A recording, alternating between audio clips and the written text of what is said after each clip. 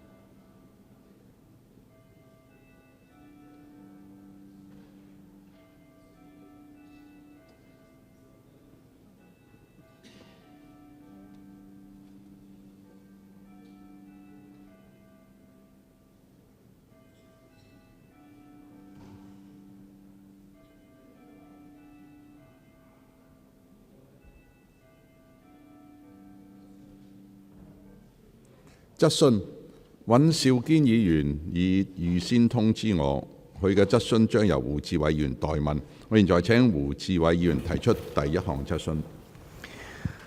本年7月26號，政務司司長就警方對港鐵元朗站有白衣人襲擊市民嘅事件嘅處理手法向市民道歉。同日，香港警察隊員佐級協會協會發出聲明作出回應，對司長向公眾妄自斷定警隊對錯嘅做法給予最嚴厲嘅譴責，並請沒有足夠能力帶領公務員嘅在位人士退位讓賢。然而政府曾年8月 On July 26 this year, the CS apologized to members of the public for the police handling of the incident of some white-clad men attacking members of the public in the MTR Yuen station. On the same day, the JPOA issued a statement in response, lodging the most severe condemnation against the drawing of a rash conclusion properly by CS about the right of Hong Kong police force, and asked those incumbents with insufficient ability to lead the civil servants to vacate their positions for more capable persons. However, in respect of some civil servants initiating a public meeting, the government issued a solemn statement on 1st of August, pointing out that according to the Civil Service Code, civil servants must uphold their political neutrality and must have the incumbent CE and government with total loyalty. On 21st of October this year, a police sergeant made a remark on a social networking platform criticizing CE and the Secretary for Home Affairs for having an in-depth dialogue with demonstrators early on. However, according to the police general orders, police officers should at all times abstain from any activity which is likely or appears to be likely to interfere with the impartial discharge of his or her duties, including speaking publicly on matters of a political nature other than those in course of official duties. In this connection, with government informed this council whether it is assessed if the office bearers of JPOA, by issuing the statement, and the said police sergeants, by making the remarks, have breached the police general orders and the Civil Service Code, if as assessed and the outcome is in affirmation of the details and follow-up actions, if the assessment outcome is in the negative, justifications. Second, whether it is assessed if the office bearers of JPOA have overstepped their authority by issuing the statement to condemn CS, if it has and the outcome is in the affirmative, the follow-up actions, and if the outcome is in the negative, the justifications. And said, given that the government issued a solemn statement in respect of the public meeting initiated by civil servants but kept silent about the statement issued by JPOA and the remarks made by the police sergeant of the reasons why the government adopted different approaches towards the aforesaid situations. Secretary for Civil Service. President, the government attaches great importance to the conduct of civil servants. Civil servants are required to comply with the Civil Service Code, which sets out, among others, the core values of the civil service that civil servants should uphold, including commitment to the rule of law, dedication, impartiality, and political neutrality, etc. According to the Civil Service Code, civil servants must maintain political neutrality. No matter what their own political beliefs are, civil servants shall serve the chief executive and the government of the day with total loyalty and to the best of their ability. Civil servants shall also at all times ensure that their views will not impede their performance of official duties in a professional and fair manner. Apart from the Civil Service Code, heads of department may, in light of their operational needs, lay down further regulations for compliance by their staff so as to serve the same purpose. Civil servants, like other members of the public, must abide by the law. The government will not tolerate or condone any civil servant violating the law. If a civil servant is convicted of a criminal offense, we will seriously follow up each case in accordance with the established mechanism. Having consulted the Security Bureau, my consolidated reply to the Honorable Andrew WAN's question is as follows. Parts 1 and 2. We do not comment on individual cases. That said, in general, police officers, like other civil servants, are required to comply with the Civil Service Code, and when expressing their views, they shall ensure that their views would not impede their performance of official duties in a professional and fair manner.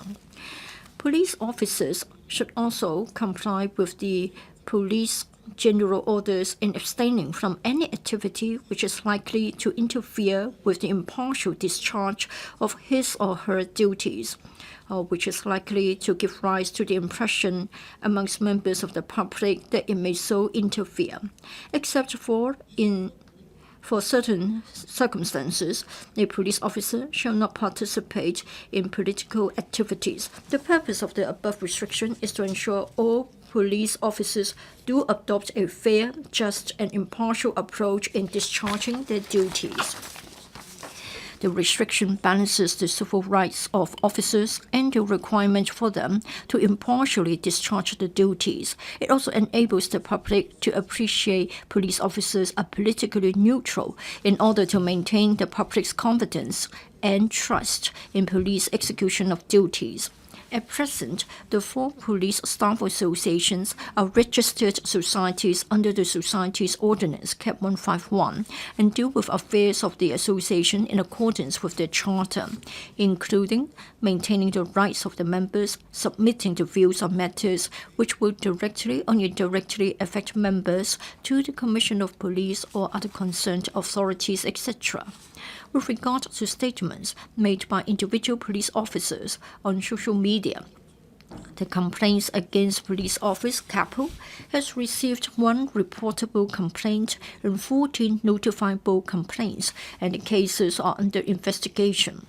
As regards a police officer criticizing the Chief Executive and the Secretary for Home Affairs for having had an in-depth dialogue with demonstrators earlier on, the CAPO has not received any complaints. Besides, with regard to the Junior Police Officers Association issuing a statement in response to the Chief Secretary in respect of the 21st July incident in Yuen, the CAPO has received a notifiable complaint. Investigation is underway. Said, the government statement issued on the 1st of August aims at reminding the civil service of the core values set out in the Civil Service Code. Those core values are to ensure that the personal beliefs of civil servants will not affect the effective operation of the government, as otherwise this may undermine public confidence in civil servants discharging their duties impartially. They are not only the core values of the civil service, but also what the general public expects of civil servants. At the interdepartmental press conference held on October 10th, I've also reiterated the importance of the principle of political neutrality, and that civil servants shall at all times ensure that their behavior would not impede their performance of official duties in a professional and fair manner, so as not to undermine public confidence in civil servants remaining politically neutral and impartial. In fact, the concerned principles apply to all civil servants, including police officers. The government has all along been handling civil service disciplinary matters in accordance with rules and regulations of the civil service under the established mechanism, with due regard to the principle of fairness and impartiality. We will not comment on the disciplinary matters of individual civil servants. Under the current established mechanism, complaints against civil servants will be handled by their respective departments. As such, the cases mentioned in question have been referred to the Hong Kong Police Force to handle and follow up in accordance with the mechanism. Thank you, President. Mr. Wu Chi-wai, the Secretary would not comment on individual cases. Let me ask a general question. Can a civil servant overstep his authority and condemn somebody who is his senior? In this case, what will the government do so as to deal with a civil servant criticizing, condemning someone who is of a higher rank than him, overstepping his authority? Does it mean that all civil servants may criticize and condemn Carrie Lam and Matthew Cheung? Secretary, in the Civil Service Code, it is very clear that civil servants have to maintain their political neutrality. It means that, irrespective of their own political beliefs, they must serve the chief executive and the government of the day with total loyalty and to the best of their ability. In addition, what is more important is that when civil servants express their views, they have to make sure that their remarks will not result in a conflict of interest, or it gives rise to the perception that this would affect their impartiality. All along, we have been dealing with the conduct of civil servants on such a basis. Sorry, speaker is off mic. Members, order please. Secretary, do you have anything to add? Your mic has always been on. Please point out which part of your question hasn't been answered. He hasn't answered my question in the following way. Does it mean that civil servants may condemn Carrie Lam and Matthew Cheung and in this way overstepping their authority? Secretary. In the Civil Service Code, it has been stated very clearly that civil servants are public officers and they have a constitutional role to play, and they have to support the chief executive and the government of the day. I'm sure that every civil servant is very clear about such a yardstick. This is not a debate. Mr. Wu Chi-wai, please take your seat. Mr. President, I won't comment on individual cases. For civil servants, they've established procedures if we have to deal with their disciplinary matters. Dr. Helena Wong, Mr. President, well, I think the Secretary is dodging the question. Our question is that whether civil servants can overstep their authority, but he has dodged the question. Well, it has been said that some cases have not reached the capital. No complaints have been made to the capital. But then there is a quality wing within the police force. You don't sit there and wait for complaints to reach you. So in the past, you have seen such cases, civil servants overstepping their authority and not providing assistance when the public asks for help. So have you done anything about it? Secretary. In relation to the Quality Supervision Wing of the police force, I would like to invite the Secretary for Security to provide an answer. Secretary for Security, yes, we have a quality wing within the police force. And in fact, in our day-to-day work, if a police officer breaches the discipline, then of course internally there is a set of procedures within the police force to deal with them. And in fact, we have the specific regulation to regulate the disciplinary matters of the police force. And it sets out 13 types of conduct which have to be dealt with accordingly. So please go to section 3(2) of the discipline regulation for the police force. And the relevant rules and procedures will be followed in dealing with such cases. Dr. Priscilla Leung. On the 31st of July, in relation to the protests against the extradition law, 5 prosecutors publicly criticized their senior, that is the Secretary for Justice. Now, 5 senior counsel in relation to prosecution anonymously criticized their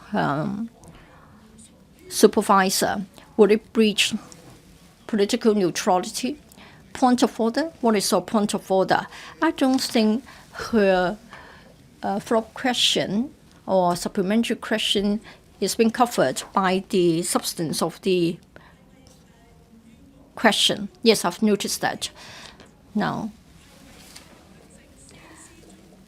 I would like to know whether the SJ can have overall and exclusive authority to deal with those not covered by the Civil Service Code. I don't think it is directly related to this question, but I just want to check with the Secretary if he has got anything to add.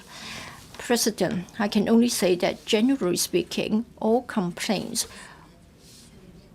will be dealt with by the relevant department and bureau as the first step. So there will be investigation and follow-up work. Now, for the Department of Justice in relation to the staff members, if they're also civil servants, of course, they're bound by the Civil Service Code and will follow the procedures. In other words, the controlling officer of the department will investigate and take full action and make a decision as to what to do. Ms. Tanya CHAN. Thank you, Mr. President. Well, according to the Police General Orders, we have Chapter 6. There is a specific part entitled Conduct and Discipline. If you turn to 6-01 Conduct, and under paragraph 34, it says that a police officer shall at all times abstain from any activity which is likely to interfere with the impartial discharge of his or her duties, or which is likely to give rise to the impression amongst members of the public that it may so interfere. In particular, police officers shall not participate in political activities as defined at the head of the chapter. With some exceptions. What's meant by political activities? I would like to highlight paragraph B, speaking publicly, including to the media, on matters of a political nature other than in the course of official duties. Now, my question is as follows. We have the so-called the bull-headed police sergeant for remarks similar to what he has made. I would like to know whether it is a breach of the type of conduct referred to in Chapter 6. He should not do it, but he has done it and without consequences. So I want to know whether it is common within the police force among the police officers. So does it mean that the SARG is condoning the police officers doing what they have been prohibited to do? I would not even mention using abusive language. Well, this is something in black and white, and the public can see it for themselves. So, John Lee, Secretary for Security, what are you going to do to follow this up? Could we take up this question? Secretary for Security. Well, according to paragraph 34 of Chapter 6-01. Indeed, it says that a police officer shall at all times abstain from any activity which is likely to interfere with the impartial discharge of his or her duties. Just now, the honourable member mentioned one part, that is speaking publicly on matters of a political nature other than in the course of official duties. First of all, I will not comment on specific remarks. As the Secretary for Civil Service has mentioned, we are not going to comment on individual cases. However, when we consider whether this part applies, first of all, we have to check whether it is matters of a political nature. Second, whether the remarks would affect the impartial discharge of his duties. Well, for somebody to discharge his duties impartially, the most important point is to act in accordance with the law. So when we judge the remarks, I think what is important is that the police officer is enforcing the law in accordance with the laws of Hong Kong, and then this is the impartial discharge of his duties. Which part hasn't been answered? How come that he said that in accordance with the laws, then it is impartial discharge of his duties? Take your seat.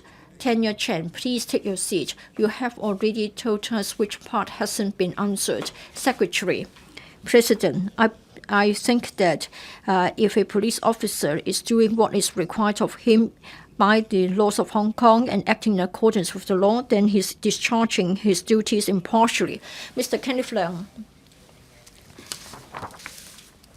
Well, we have been referred to CAP 151, Society's Ordinance, in relation to paragraph 4 of the first part of the main reply. It is said that the 4 police staff associations deal with affairs of the association in accordance with their charter, including maintaining the rights of their members. Maintaining the rights of the members, I want to know whether it is a matter of their welfare and their pay, but not including their political rights. Which secretary will take this question? Secretary for Security.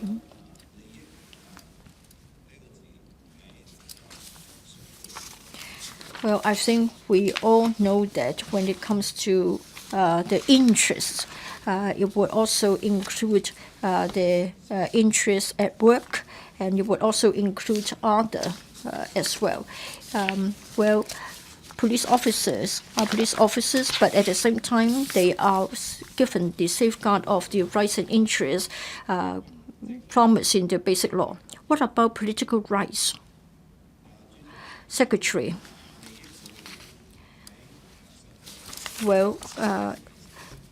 We have to take an overall consideration, and therefore, if a police officer has got certain interests or rights, then of course his interests, his rights will be included. Dr. Cheng Chung-tai, Carrie Lam publicly said that what she's got left would be 30,000 police officers. They have gone out of control. Even foreign parliamentarians have said that Hong Kong has become a police state. Well, this is an unfair comment. The public are not happy with such a remark, and even civil servants have already complained about the lack of control over the powers of the police force. So I want to know whether internally you have received any complaints by any civil servants about the conduct of the police officers? Which secretary? Regarding this question, for the past few months, Hong Kong faced a very serious crisis. For both the civil servants and the police officers, we were under huge pressure. I think you can see that in their day-to-day work, police officers have to face a lot of danger, and they have been dedicated to their duties. The same is true of other civil servants. They have tried their best to provide support within their own portfolios. My observation is that, Mr. President, the entire civil service has been working hard and they're being pragmatic. So I hope members would not pick on a couple of minor issues and try to magnify them.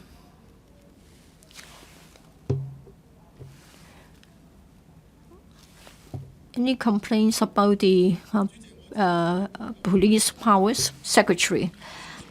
I can only say that the civil service is very united, despite individual cases and individuals having different views. We do have channels to allow colleagues to express their views and to reflect their views to us, which we will follow up. Question number 2, Ms. Tanya CHAN. It has been reported that San Lok Ling Holding Center, which is close to the boundary, was originally used for detaining illegal entrants pending repatriation.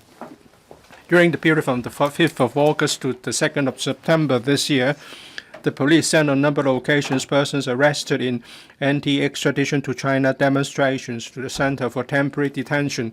Some persons who were detained there have pointed out that the search room and detention room in the center lacked proper lighting and partitioning, and some of them have claimed that they were hurt, abused at, brutally assaulted, and even sexually assaulted in the center by police officers. The police have not used the center again for detaining demonstrators since the 2nd of September. In this connection, will the government inform this council, 1, since when the center has become a permanent detention facility of the police, whether there were cases in the past 3 years that the facilities in the center, including detention rooms, search rooms, statement-taking rooms, interview rooms, closed-circuit television systems covering the aforesaid facilities, toilets, lighting equipment, electricity and water supply were damaged, and whether such facilities are similar to those in most police stations, given that it is the police's usual practice to send arrestees to nearby police stations for detention, or the specific reason on each occasion why the police sent demonstrators to the center for detention, the persons who made the decision of not using the center anymore for detaining the arrested demonstrators. 2, of the total number of demonstrators sent to center for detention during the period from the 5th of August to the 2nd of September, with a tabulated breakdown by the date on which they were arrested, the age group to which they belong, i.e. age below 14, age 14 to 15, age 16 to 24, age 25 to 39, age 40 to 64, and age 65 or above, gender, whether injuries were sustained at the time of arrest, and whether injuries were sustained inside the center, and 3, whether it has received any information on and evidence of the brutal assault and sexual assault of detainees by police officers in the center, whether it's conducted investigation into allegation of brutal assault and sexual assault of detainees in the center by police officers. If such investigation has been conducted and the findings indicate that the allegations are substantiated, of the penalties that have been or will be imposed on the police officers concerned. First, the police always strive to protect the privacy and rights of detained persons, including the right to seek legal assistance, communicate with a relative or friend, receive copies of written record under caution, be provided with food and drink, seek medical attention, etc. In general, an arrestee will not be detained for over 48 hours. A person, upon being arrested by the police, will be brought before the duty officer as soon as possible to confirm the legality of his or her arrest and custody. The arrestee will then be handed over to an investigation team for further investigation. After that, the police will decide whether it is necessary to detain the arrestee. The police review its detention facilities from time to time. The last large-scale comprehensive review was conducted between 2008 and 2012. Upon review, the police comprehensively enhanced the relevant facilities. The security and safety-related improvement measures include A. Removing, as far as possible, secure spots in the detention cell that facilitate tying or knots to inflict self-harm. B. Altering all sharp edges in the detention facilities and all wall edges to smooth rounded ones. C. Installing panorama mirrors in the detention cells to ensure that there will not be any blind spots when the police officers inspect the detention facilities. D. Installing intercom systems to facilitate communication between the detained persons and the officers in charge of the detention facilities. And E. Applying non-slippery materials on the floor of the detention cells. Improvement measures to protect the privacy and rights of detained persons include A. Putting clocks in the corridor of detention cells. B. Providing tissues, wipes, and personal hygiene packs. C. Installing notice boards in the corridors outside detention cells for displaying notices concerning the rights of detained persons. And D. Installing hot water shower facilities. My reply to various parts of the question is as follows. 1. Shan Nok Ling Holding Center in Man Kam To has been in operation since the 1970s and was then mainly used for repatriation of illegal immigrants. Currently, the police and the immigration department jointly use the facility. Similar to other detention centers in general, San Nok Ling Holding Center meets the basic requirement for safeguarding human rights in terms of its facilities, overall security, as well as protection of the safety, rights, dignity, and privacy of detained persons. San Nok Ling Holding Center falls under the purview of Ta Koo Ling Divisional Police Station. Operating around the clock, it is manned by police officers on morning, after, and night shifts who are responsible for managing and guarding detained persons. San Nok Ling Holding Center has 4 cell blocks with a total of 16 detention cells inside, which can accommodate around 200 detained persons totally. Each detention cell is equipped with stone beds and toilet facilities with air conditioning provided, the design of which is similar to other detention cells in general. Lighting devices are installed inside and outside of the cell blocks with misted glass windows. San Nok Ling Holding Center also has room for interviews. During this period, i.e. between the 5th of August and the 2nd of September, there has been no damage report regarding these holding centers' facilities. Demonstrations and conflicts have been ongoing in Hong Kong since the 9th of June. As at the 24th of October, the police have arrested a total of 2,711 people. Given the number of people arrested during police operations, and the various district police stations were busy with their routine operation and the handling of a large number of people arrested in demonstrations, coupled with the different degrees of attack and damage to individual police stations during demonstrations, the police, having regard to the usage and capacity of detention cells in each police station, decided to handle some of the arrestees in San Nok Ling Holding Center due to operational needs. This is to balance the workload incurred by detention in each district and ensure that preliminary investigation into arrestees can be completed and decisions on whether to detain the arrestees can be made as soon as practicable so as to avoid unnecessary delay. In fact, San Lok Ling Holding Center is more spacious than any detention center in an urban police station in general, allowing the police to handle more detained persons. 2. From the 5th of August to the 2nd of September, San Lok Ling Holding Center were used for 4 times in total to handle a total of 182 people arrested for taking part in public events related to the legislative amendments. Among them, there were 126 males and 56 females aged between 14 and 62. The 4 occasions were from the 5th of August to the 7th of August, from 11 August to 13 of August, from the 25th of August to the 26th of August, and from the 1st of September to the 2nd of September. Among the 53 arrestees handled in San Lok Ling Holding Center from the 11th and to the 30th of August 2019, 30 alleged that they require medical treatment, with 10 of them reported injuries upon arrival at the center, while the rest reported different physical illness. No one reported being injured during detention. On the other 3 occasions when arrestees were handled in the center, no arrestee reported being injured or requested medical treatment during detention. 3. As at the 31st of October, the complaints against police office CAPO received 3 complaints related to San Lok Ling Holding Center, including 1 complaint regarding allegations of misconduct and impoliteness, and 2 complaints not made by the aggrieved party, which involve allegation of assault and neglect of duty respectively. There has been no complaint relating to the so-called sexual assault of detainees. While CAPO is following up on the complaints, the Independent Police Complaints Council will, upon receipt of the all relevant investigation reports, fully examine them based on evidence in a fair, just, and impartial manner. Thank you, President. Ms. Tanya CHAN.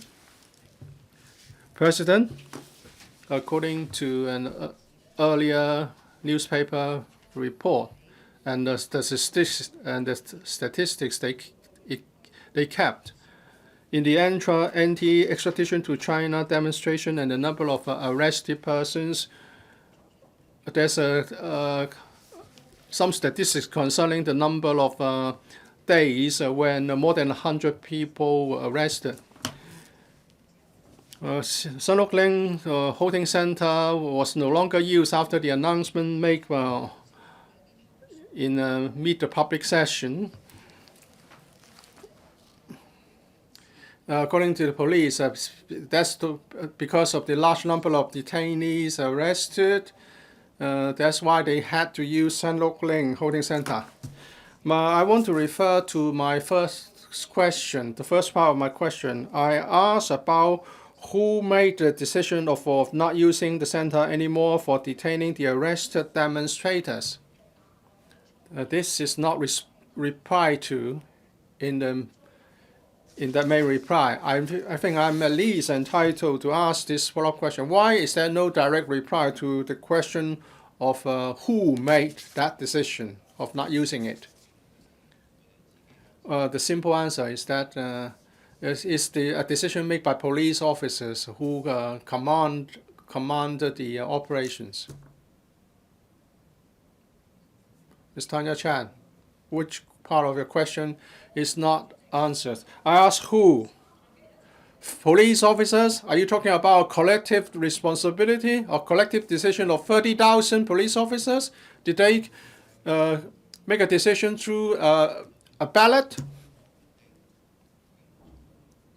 Or any decision made will be the responsibility of the Commissioner of Police.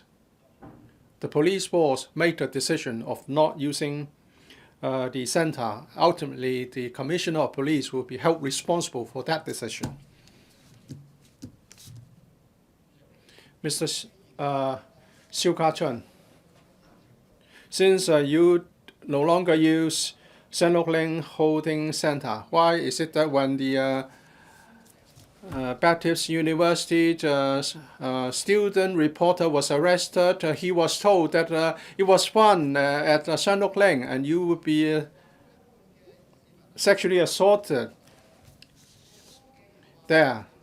And since there, according to a survey, more than half of the respondents said they had zero confidence in the police force, would in this light would arrange and a visit be arranged for LegCo members to visit Sun Nok Ling Holding Center to address any lingering concerns and doubts?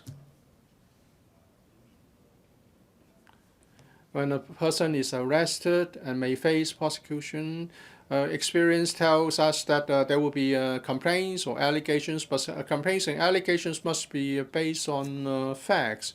So I'm not going to respond to whatever is said by detainee who may face arrest or prosecution. I'm not going to respond to what they have to say. Is Sun Nok Ling Holding Center still in use? Well, future detainees will be able to tell you that a detainee, is free to say whatever he or she wants to say, but although sometimes it's not based on facts. The police has announced that they will no longer use Sun Nok Ling Holding Center, partly to avoid allegations or speculations. This is to avoid unnecessary conflict or the unwanted arguments in the community. Peace. Which part of your question is not answered? Would he be willing to make an arrangement for LegCo members to visit Sun Nok Ling Holding Center and other holding centers? I believe this request can be made through the security panel, and I would make a decision upon receipt of such a request. Mr. Wong Ting Kwong, well, with the protests going on for 4 and 5 months, the police have arrested a large number of detainees. Why did the government need to use Sun Nok Ling Holding Center? Is it because the holding centers in police stations are not sufficient? Or is it because some police stations were under attack? So my question is it true that in our urban police stations we don't have sufficient space to keep detainees? And if that's the case, what are you going to do with people arrested for other crimes?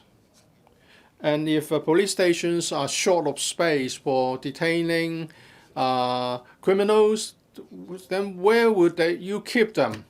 Where will you detain them? You have arrested so many rioters. What are you going to do with them now? You have asked many questions. Perhaps the Secretary can respond to one of them. As a matter of fact, we have seen so many protests and demonstrators, and many are violent, and we have arrested some 3,000 people. Compared with what we faced in the past 2 decades in relation to such public events, well, the difference is huge. Therefore, the police stations, police officers, and detention centers are facing different degrees of pressure. So how do we keep these people in detention? We have to consider various factors, including what I have said in my main reply. That is, we should do things so as not to avoid the normal operation of the police stations. So if the normal practice is to send the detainees to the police station in the same district, but if there are more than 100 or so, there will be a backlog of cases to handle, and there will be delay. Mr. Wong asked whether the normal detention of other arrestees or detainees will be affected as a result of large numbers of detainees. The answer is yes. with the incessant protests and demonstrations, police manpower are stretched to the limit. Many normal services that we provide are not available now, because the fact is they are just so that many police officers in our police force, and everyone can only work that much given the manpower. So the continuous violence and demonstrations would cause damage and certainly lead to the deterioration of service quality of the police. So in order to decide where we should keep those detainees, we have to bear in mind the operational efficiency and try to avoid as far as possible any adverse impact on other services. Because many police officers have been besieged and attacked, the police have to consider all these factors. Mr. Chu, I think.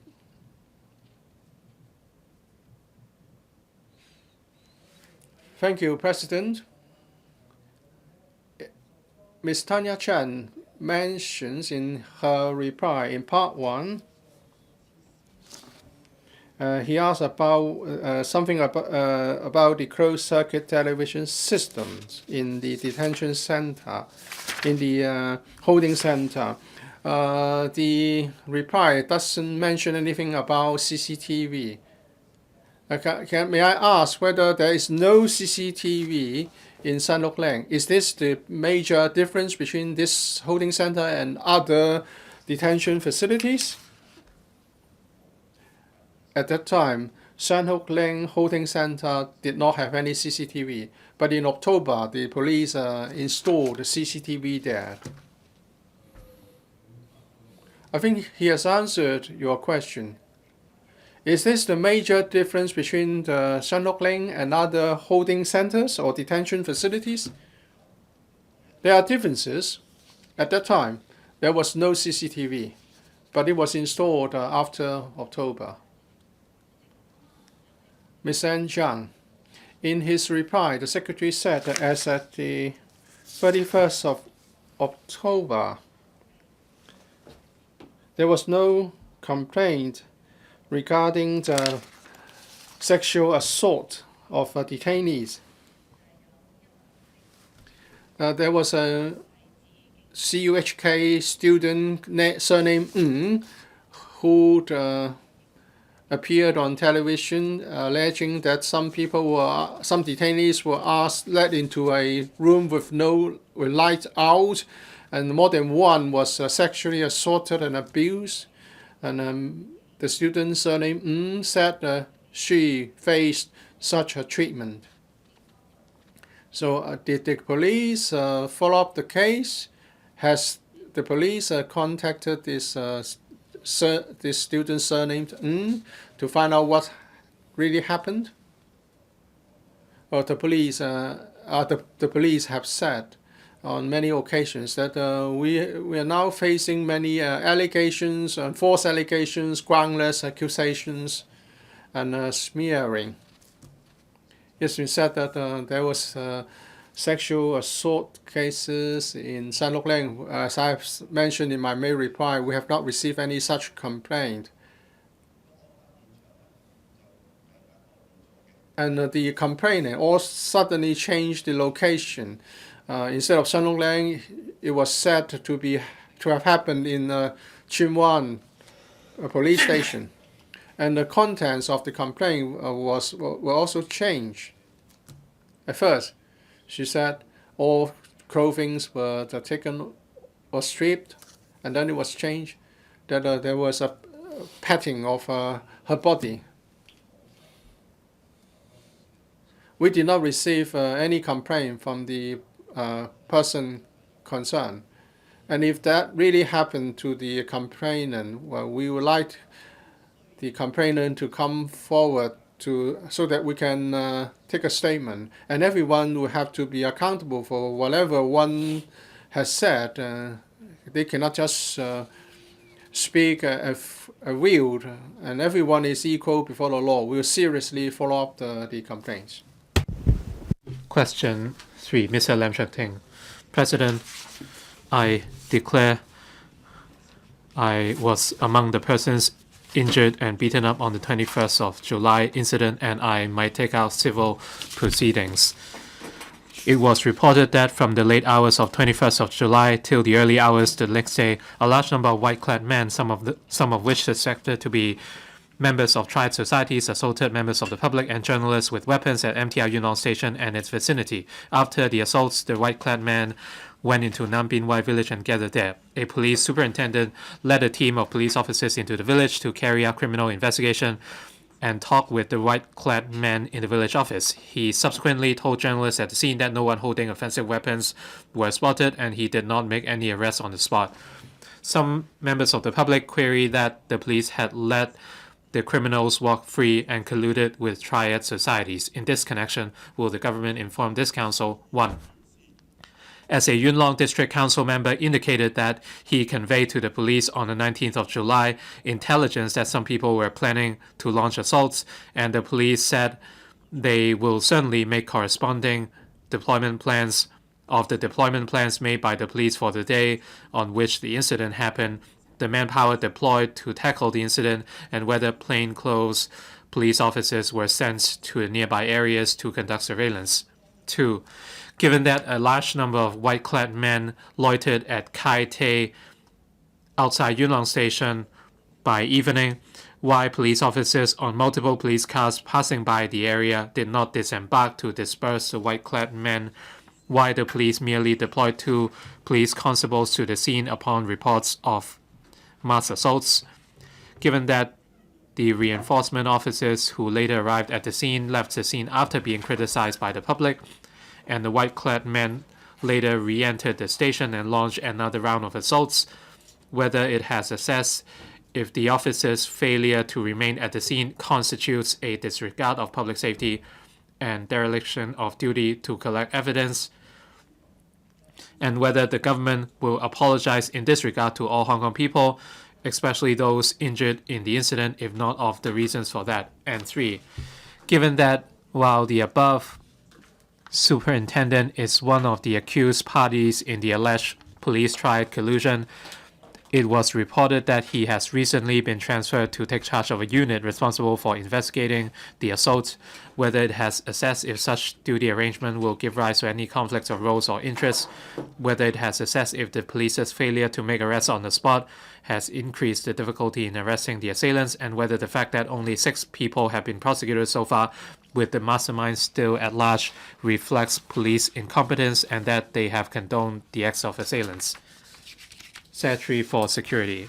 President, the Hong Kong SAR government will never tolerate violent acts or violent radicals. In respect of the serious violent clashes that took place on the night of 21st of July at Yuen Long Station of the West Rail Line, the police has commenced full investigation. As at the 31st of October, 35 people aged 18 to 61 were arrested. 6 of them were charged with taking part in a riot and conspiracy to wound with intent, etc. Police investigation is still ongoing, and the likelihood of further arrests cannot be ruled out. Yesterday, another person was arrested.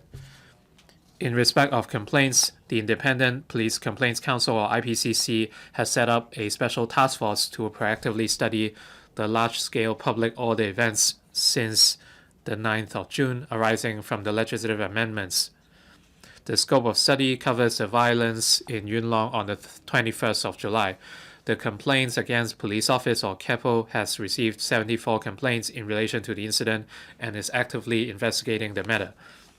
IPCC will also specifically study the incident. Besides, 2 persons have applied for a judicial review of the police's handling of the case, and another person has raised a civil lawsuit. As such, while answering the questions raised as far as practicable, I must do so under the principle of not causing prejudice to relevant investigations and judicial proceedings. My reply to various parts of the question is as follows.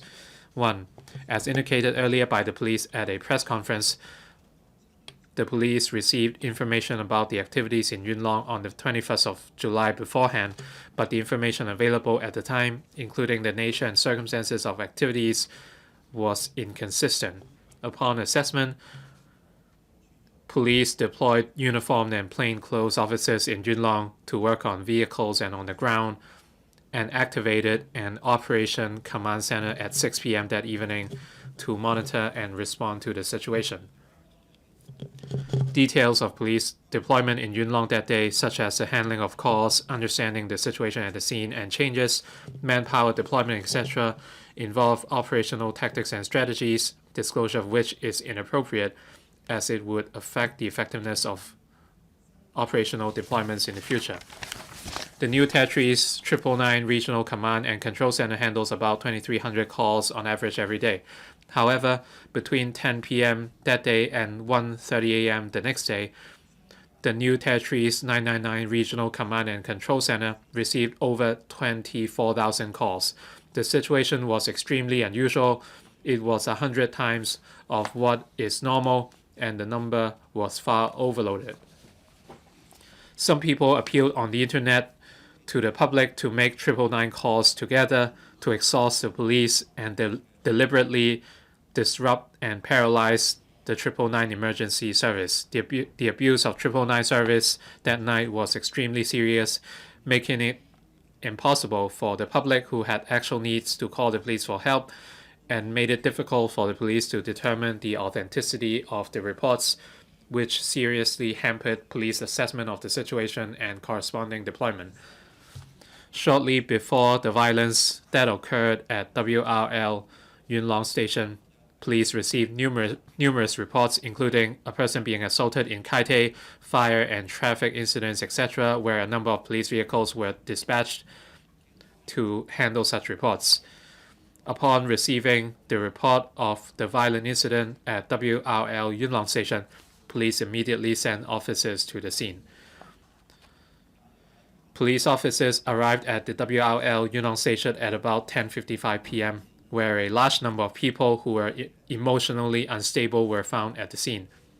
Upon making risk assessment, they reported the situation to their supervisor, requested reinforcement, and stood by in the vicinity. I wish to point out that police officers often face severe threats to their personal safety when dealing with protests and clashes in recent months.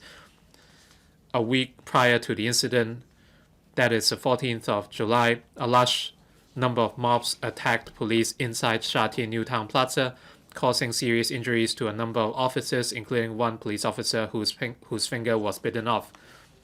Upon arrival at the WRL Yuen Long Station, the reinforcement team was once surrounded by more than 100 people who were emotionally unstable and hurling abuses.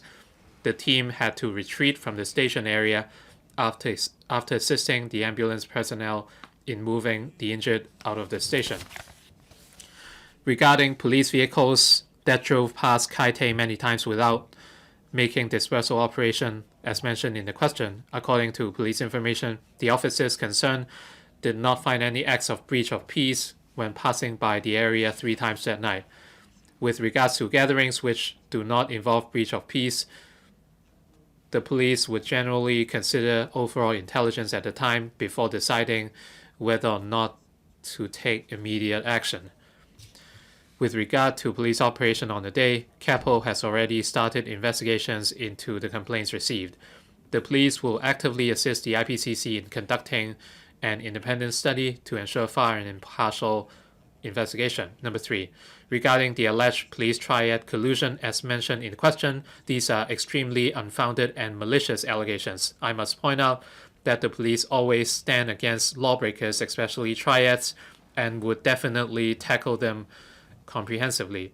Police have a full-fledged strategy in combating triads, planning undercover operations from time to time, as well as proactively or protectively blocking the income source and criminal proceeds of triads.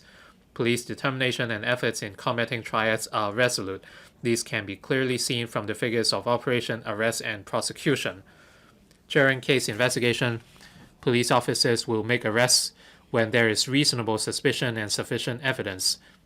Even if police officers do not make arrests on the spot, it does not mean the police will not conduct subsequent follow-up and arrests. As I said before, 35 persons so far have been arrested involved in the case, with 6 charged with the offenses of rioting and wounding with intent. The transfer of a police officer mentioned in the question was an internal personnel transfer within the police force. These transfers happen every now and then as part of the general operation of the force. Under all circumstances during case investigation, the police will spare no effort in investigating the relevant cases impartially and bringing suspects to justice. Thank you. Mr. Lam Cheuk-ting. President, Mr. John Lee's reply was totally trash. The police condoned the acts of triads in making indiscriminate attacks. He blamed the matter on the excessive number of calls received. They did not take any action, and as such, that's why the public had to keep making 999 calls. In the past, for follow-up questions from pro-Beijing members, you would allow them to at least ask a question, and now you interrupted even before I finished. Please raise your follow-up question. Well, I'm getting to that very soon. The Secretary said the intelligence received ahead of the incident was divergent or inconsistent. Does it mean you did not have to do anything? Hundreds of people gathered at 6 p.m. You refused to provide details of Yuen Long deployment, and the strategy was that you decided to not do anything and allow the triads to beat up the people, and yet you blame the public on making 999 calls. I would stop you if you do not raise your follow-up question. Well, President, I'm getting to that very soon. There were plainclothes officers. This is the final warning, Mr. Lam Cheuk-ting. Well, Andrew Leung, in the past, when pro-Beijing members would ask for questions, well, you have been speaking for 2 minutes. You have interrupted me time and again. All right, I will ask my question now. John Lee, please ask yourself. A serious incident happened on the 21st of July. As Secretary, why haven't you apologized to the public and the injured victims? And you should step down. As Mr. Lam Cheuk-ting said, he might make compensation claims, so I understand that he might have a view on the incident. Point of order.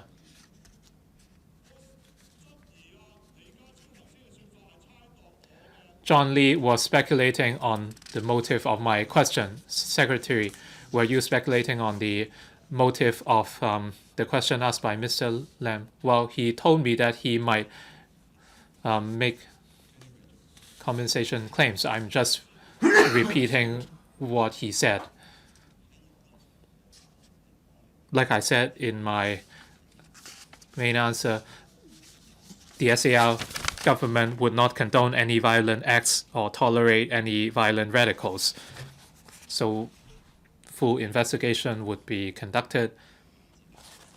And like I said in my main reply, 6 people 35 people were arrested, and I realized that another person was arrested yesterday, and it shows that over this incident, the government and myself were highly concerned, and we would not condone such acts of violence. But this incident involved many elements, including criminal investigations. CAPO would look into the handling that day, and the report would be submitted to the IPCC, and we received more than 70 complaints, which involved some incidents mentioned by Mr. Lam Cheuk-ting. So in answering this question, I made it very clear that I would do so while adhering to such principle of not jeopardizing these cases. Despite the investigation efforts, we would not tolerate such incidents to happen, but the context of the incident was that there was a major march on Hong Kong Island that day, and the police resources had to be deployed at Hong Kong Island to deal with the major march, and it involved extensive road blockages, vandalism of public facilities, and assaults, including assaults on police officers. Police resources were dragged to Hong Kong Island, and that was a fact. And this is why I said that the incessant protests and marches would stretch police resources and services would inevitably be affected. So how can proper police deployment be ensured? This is something investigated by CAPO, and it would also be considered by IPCC before they come up with recommendations, and we will seriously assess those recommendations by that time. Which part of the question was not answered? My question was, why didn't the Secretary bow and apologize to the public and step down? He did not answer this at all. President, different parties have different roles over the incident, and even Mr. Lam Cheuk-ting had a role to play. After we investigate the truth, then we would decide how we would follow up. Mr. Roy Kwong. President, it's a waste of time listening to the Secretary's reply. The 21st of July incident was the biggest scandal of the police force. As Secretary, did you try to protect the police's reputation? Have you actually addressed why no police were deployed? Did you decide to apologize did you consider apologizing and stepping down? You are making more than $300,000 a month. You said you would wait for the truth to be unearthed. Well, the matter is very simple. According to popular opinion, John Lee has the second lowest rating among all secretaries. When are you going to step down? Please answer the question. President, like I said many times, I will continue to deal with the incidents, including the current violence, in my capacity. I have a follow-up question. My question was when he would apologize and step down. He already answered my question. I asked when he would step down. Please follow up on the issue on another occasion. Mr. Alvin Young. The 21st of July marked the day when all Hong Kong people lost trust in the police. The public called 999 because they could not see any police officers at the site, and yet the Secretary is blaming Hong Kong people. The Secretary has absolved themselves of any kind of blame. So I hope John Lee would tell Hong Kong people that on the evening on the 21st of July, were the police force completely blameless? Does John Lee feel that the work of the police was impeccable? Well, what Ms. Alvin Young said wasn't what I said, so he should not put words in my mouth. Like I said, the police face many challenges in dealing with the incident, and at police press conferences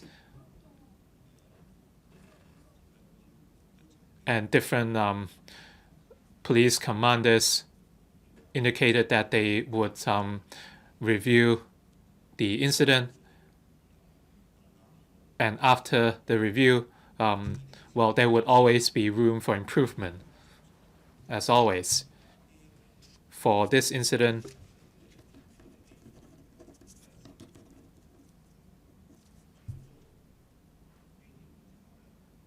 after the review, we hope there is room for improvement for the police, but I was merely stating objective facts.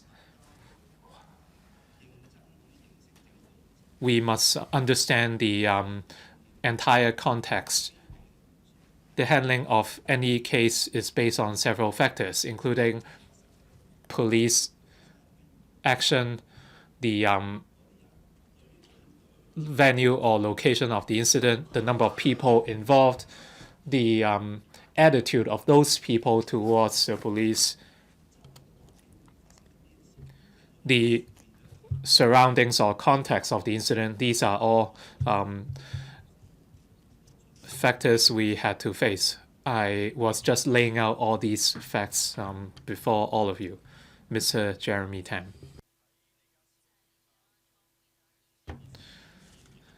When John Lee answered the second question, he explained why those two police officers left the site after arriving at the scene. You said after assessing the risk, there was danger, there was deemed danger, and that's why they asked for reinforcement. And you also mentioned that at Kaite, you explained why no dispersal was conducted despite police vehicles passed by the area multiple times. You said the police did not find any situation that were in breach of public peace. They were holding rods and clubs, but citizens singing in a shopping mall would be deemed as posing a threat to public safety. So what are your standards? The police officers who arrived at the site were armed. They had ammunition. So would they only use their bullets on the chests or the shoulders of students? So allegedly, the police would serve with no favor or fervor. So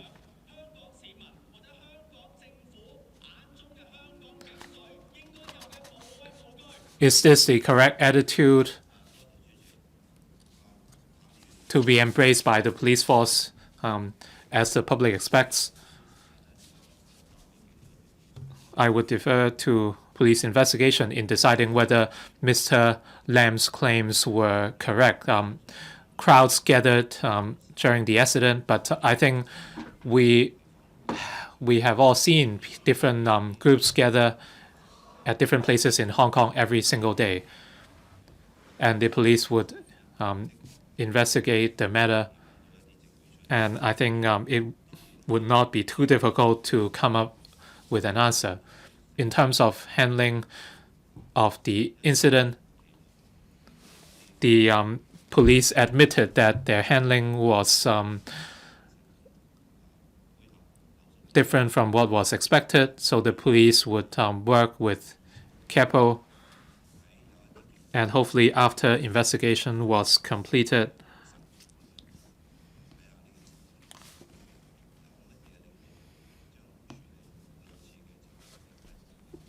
they would see whether there's any room for improvement in the future. Question for What time has passed? Please ask 3 other channels.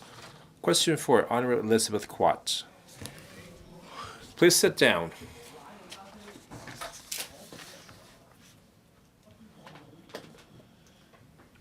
Ms. QUAT. In recent months, radical demonstrators have resorted to various kinds of illegal and violent acts, including hurling petrol bombs, detonating remote-controlled bombs, setting fire at entrance of MTR stations and shops, as well as attacking police officers with corrosive fluid, iron rods, and sharpened objects. Some members of the public are concerned that the fact that demonstrators are increasingly violent may have been linked to the prevalence of messages on the internet which are fake, provoke sentiments and hatred, and rationalize violence. It has been reported that some countries have enacted legislation to combat dissemination of messages on the Internet which are fake and jeopardize public safety.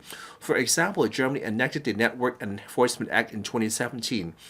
France enacted the law against manipulation of information and the law against false information in 2018. And Singapore enacted protection from online falsehoods and manipulation bill this year. In this connection, will the government inform this council, 1, whether it will enact legislation to combat dissemination of messages on the Internet which are fake and jeopardize public safety, if so, of the details, if not, the reasons for that, and 2, whether it will amend existing legislation or enact legislation to specifically combat acts on the Internet of aiding, abetting, counseling, or procuring the commission of other persons of any offense, if so, of the details, if not, the reasons for that. Secretary for Security. President, Hong Kong residents enjoy the freedom of speech under the Basic Law, but that freedom is not absolute. According to the International Covenant of Civil and Political Rights, ICCPR, as applied to Hong Kong and the Hong Kong Bill of Rights Ordinance, Cap 383, the exercise by anyone of the right to a freedom of expression carries with it special duties and responsibilities, and may therefore, subject to certain restrictions as provided law as necessary, for 1, respect the rights or reputation of others, 2, the protection of national security or of public order or of public health or morals. The Internet is not an unreal world that is beyond the law. As far as existing legislation in Hong Kong is concerned, most of the crime prevention laws in the real world are applicable to the online world. Therefore, the public should use the Internet properly and lawfully. Public officers have statutory responsibility to maintain public safety and public order, as well as safeguard people's life and property, and will strictly enforce the law against lawbreakers committing illegal acts through the Internet. My consolidated reply to both parts of the question is as follows. As mentioned above, most of the laws in the real world are applicable to the online world, and the acts inciting others to break the law or relating to online bullying, as long as they involve criminal offense, are regulated by the relevant laws regardless of whether they were committed online. For example, criminal intimidation under Section 24 of the Crime Ordinance, Cap 200, and blackmail under Section 23 of the Theft Ordinance, Cap 210, are also applicable to online acts. Furthermore, inappropriate speech published online may also contravene other offenses, such as the data protection principles under the Personal Data Privacy Ordinance, Cap 486, infringement of copyright or libel, etc. Publishing information online that might be threaten public safety may also infringe the common law offense of incitement to commit public nuisance. Besides, according to Section 89 of the Criminal Procedures Ordinance, Cap 221, any persons who aids, abets, counsel, or procure the commission by another person of offense shall be guilty of the like offense. Under common law, inciting others to commit any substantive offense is also itself an offense. In short, any act of inciting others to commit offense is already an offense. Under the existing legal framework, if an act that would be illegal in the real world was committed online, the police can enforce the law with the relevant legislation. The government has been paying close attention to acts of committing or aiding or abetting others to commit online offenses and their trends. We are aware of legislation overseas relating to the online publication of information that is false or may prejudice public safety, and will observe closely their effectiveness as well as the enforcement process. In view of the rapid developments associated with the information technology, the computer, and the Internet, as well as the potential for them to be exploited for carrying out criminal activities, the Law Reform Commission has established in January 2019 a subcommittee to study the topic of cybercrime. In the course of the study, The subcommittee will identify the challenges arising from such rapid developments, reviewing existing legislation and other relevant measures, examine relevant developments in other jurisdictions, and recommend possible law reforms. We will pay close attention to the subcommittee's recommendations. Since this June, there have been numerous instances of violent protests and vandalizing acts in many districts in Hong Kong, including but not limited to criminal damage to property, assault of the person, riot and arson, etc. Internet-based platforms have been abused by some to incite protesters to participate in unlawful activities, to promote the use of weapons, and to mobilize protesters to damage targeted properties and injure targeted individuals, in particular police officers. Such acts have seriously breached police public peace and pose a grave and genuine danger to life, especially to specific target groups such as police or those with particular political views and property. The Secretary of Justice, as a guardian of public interest, successfully applied to the court on 31st of October an injunction to restrain persons from unlawfully and willfully disseminating, circulating, publishing, or republishing on any internet-based platform or medium any material or information that promotes, encourages, and incites the use of threat of violence, intended or likely to cause bodily injury to any person unlawfully and damage to any property unlawfully within Hong Kong. The injunction also restrained persons from unlawfully and willfully assisting, causing, counseling, procuring, instigating, inciting, aiding, abetting, or authorizing others to commit any of the aforesaid acts or participate in any of the aforesaid acts. Over the past few months, a lot of false information has been circulated online and in the social media, especially a vast amount of fake news and baseless accusations that target the police. Many of these unsubstantiated messages twist the facts, create panic in the community, deepen the division and confrontation in society, and disrupt the police-community relation. The government strongly condemns the spread of these malicious rumors online and will endeavor to provide the relevant facts and information to dispel the false information. Citizens should remain objective and rational, and should not readily believe fabricated online rumors. The police will continue to closely monitor potential criminal activities online, conduct professional and targeted searches on public online platforms for pertinent criminal information, and take enforcement action. The government will not tolerate any illegal acts or acts that prejudice public safety or public order, and will take stringent follow actions. Thank you, President. Ms. Kwat, President, there are some people, I think, are creating false news and disseminating them that would lead to a lot of violent acts. In my question, I've been very direct. I've asked the government whether to consider amend existing legislation or enact new legislation to specifically combat these acts. And the government response, it seems that they've tossed the ball to the Law Reform Commission.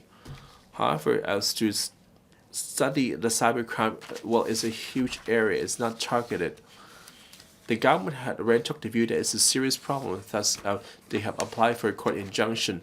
I want the government to set a dedicated study to expedite the drafting of new legislation to address the dissemination and manufacturing of fake news and misinformation.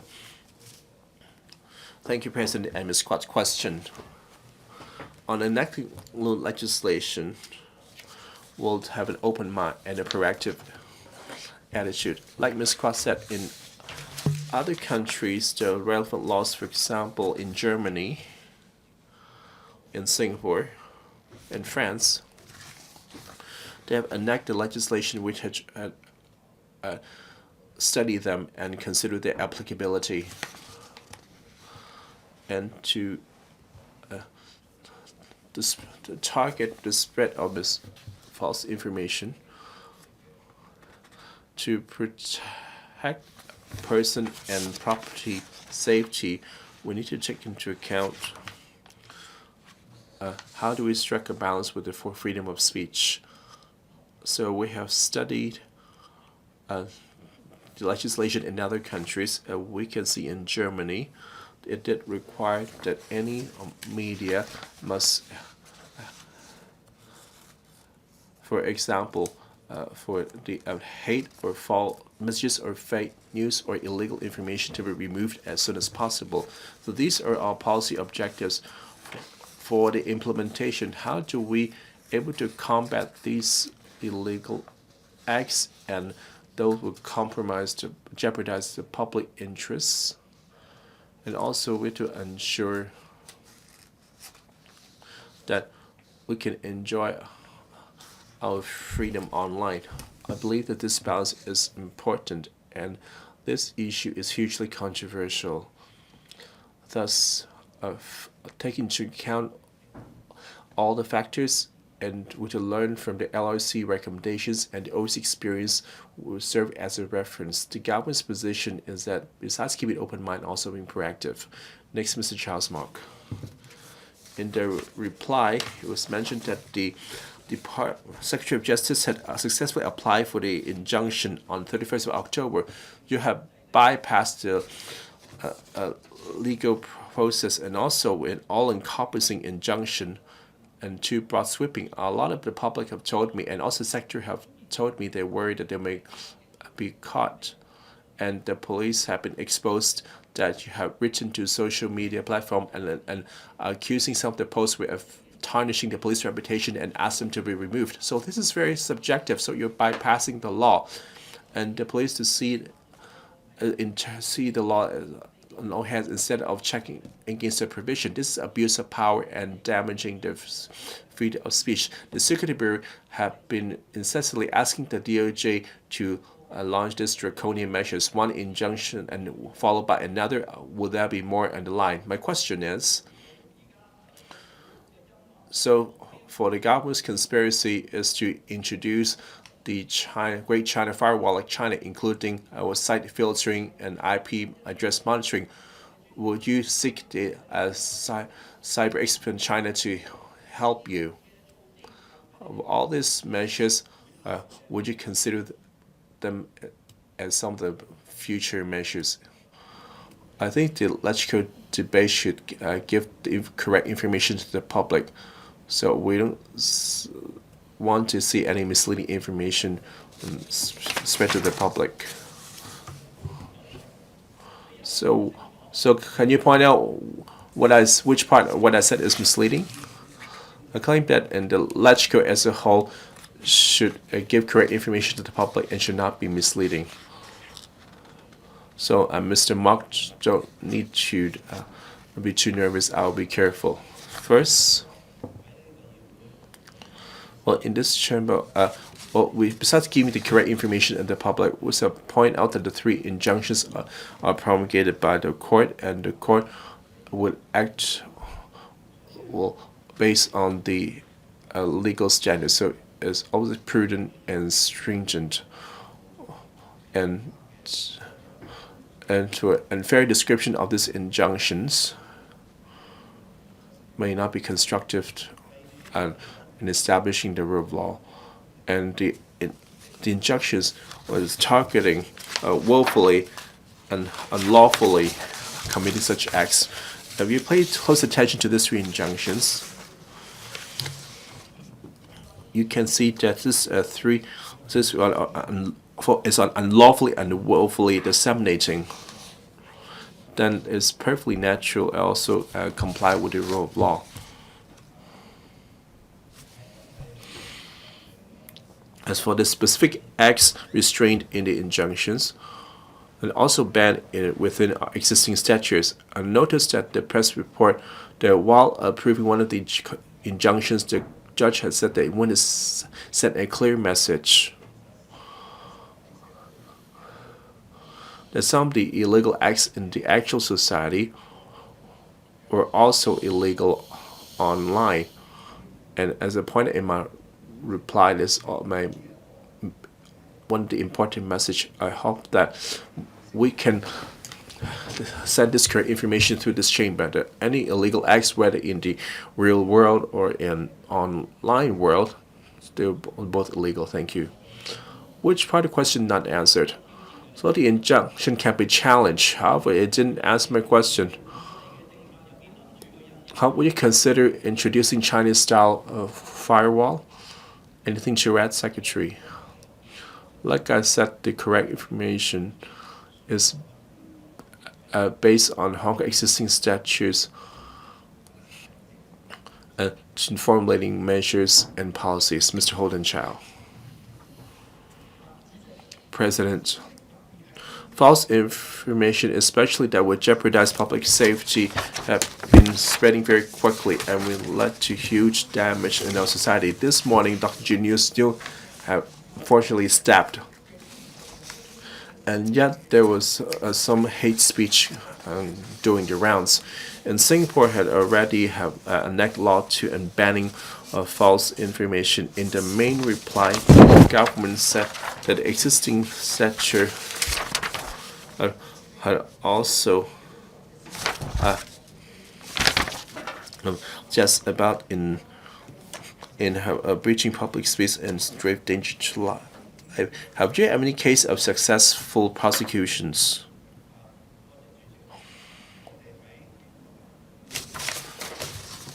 For police operations, for those that would jeopardize public safety, we have arrested different people,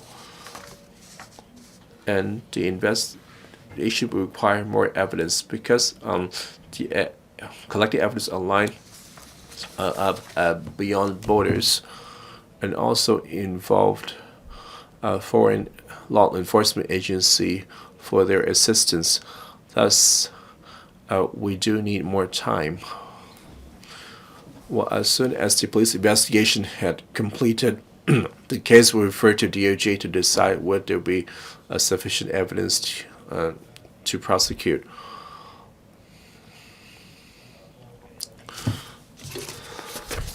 For the Singapore legislation, it do ban on anything that would disturb the public order of Singapore or damage the relations of Singapore with other countries.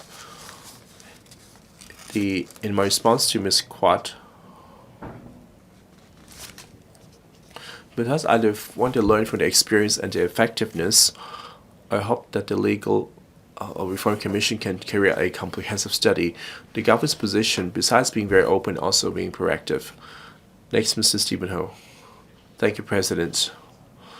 Of course, fake news is horrible, but not the worst. Actually, some of the fake news included some of the facts, and led the public to believe an alternative version of safe. And there were circled online that there is some of the fake blood was plastered on the victim's face, but even though it's some kind of ointment, may I ask the government on this dishonest use of the computer. So a lot of information would share through other platforms like Telegram, Facebook, WhatsApp, or even WeChat. And so as they were circulated, a lot of the anti-police hate speech would mobilize people to commit crimes. However, this crime have been not applicable to their own computer, and now our phones are not registered but are real names. And I asked the government officials, yet we can't trace the source of the culprit, and yet they are mobilizing people to commit illegal acts. So you claim that for such illegal acts, okay, I'll be quick, I just need 10 or 15 seconds. And yet you cannot catch the culprit, and yet this online speech would have an impact on the actual society and criminal penalty. On the charge of access to computer with is unintact, do we consider real name registration to our phone numbers. So, I would like to thank the member for the member's recommendation suggestions. Anything that could improve the public safety in Hong Kong and the protect safety, I should thank them for studying the legal statutes on the charge of access to computer with dishonest intent after the Court of Final Appeal had made a ruling. Some of the cases prosecution, since they involve using their own phones and committing illegal acts, we need to prove that we need to sufficient proof to launch the act, but more than just using their own handphones. In this deal, Security Bureau cited in terms of voyeurism, the LC had recommended the government to follow, and which we accept the recommendations. And within this legislative session, we'll consult the public on the voyeurism, so as to enact new legislation to address such criminal acts and this legal vacuum.